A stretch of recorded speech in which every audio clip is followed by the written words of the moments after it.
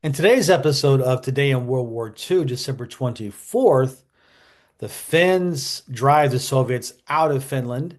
The Japanese penetrate the last defensive line in Hong Kong, and with the predictable results that happened to the POWs. An American Brigadier General was awarded the posthumous Medal of Honor for his heroism in the air above the Ardennes during the Battle of the Bulge. And speaking of the Battle of the Bulge, another massacre committed by the SS troops in Belgium. Let's get started. Okay, so in going, we're still keeping our focus on the Winter War in 1939. And this date, December 24th, Christmas Eve, the Finnish army group Talvilla was able to push the Soviet 75th and 139th divisions back across the Soviet border. Wow. That's quite the accomplishment. And then meanwhile, the Soviets' 163rd Division tried to break out of their encirclement at the near the Finnish town of Suomussalmi, and they were not successful. The Soviet 44th Division had failed to move in to provide support, and the attack broke down. That happened a lot. The Soviets at this time of the war, they were not very good at you know uh, having different divisions, different units working together in support of each other. Like I said, when in doubt, their tactic has always been just to ram forward and then use their overwhelming material and manpower advantage to run over a military.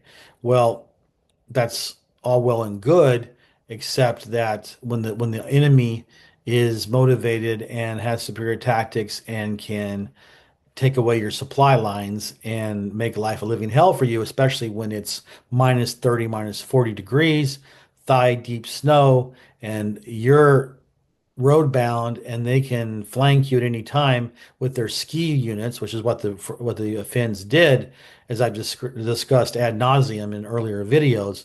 This is what happens. I think it is remarkable that when I keep repeating this statistic. I can't say that word very well. Statistic that the Soviets invaded on November 30th with 21 divisions. That's approximately 210,000 troops against Finland. Finland only had about 3 million in total population, much less soldiers, armed soldiers and divisions that they could fight. For this tiny country to be able to push, a part of the Soviet attack across the border back into the Soviet Union to free that territory was absolutely astounding.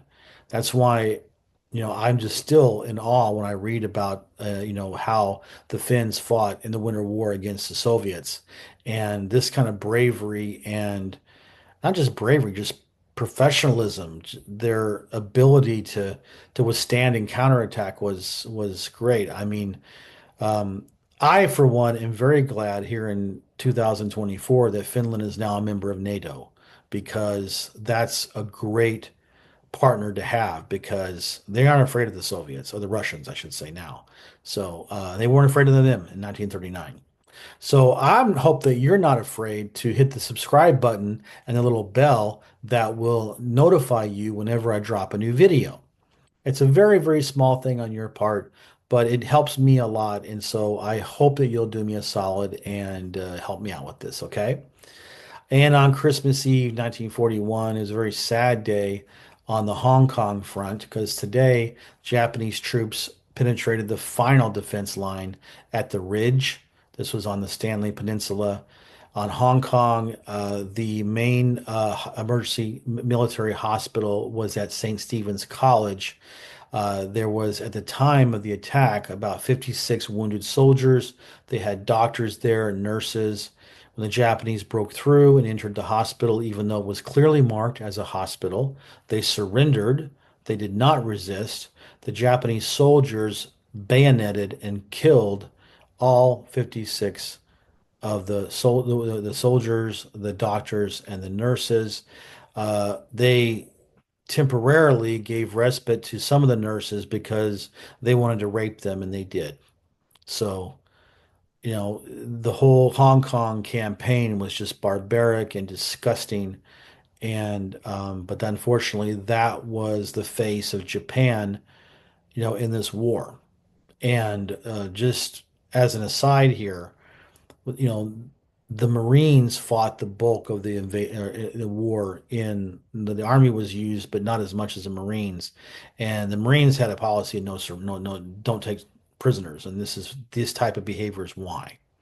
So, understandably, this war in the Pacific was about as brutal, if not maybe in some ways more brutal than the Eastern Front, and that was pretty brutal.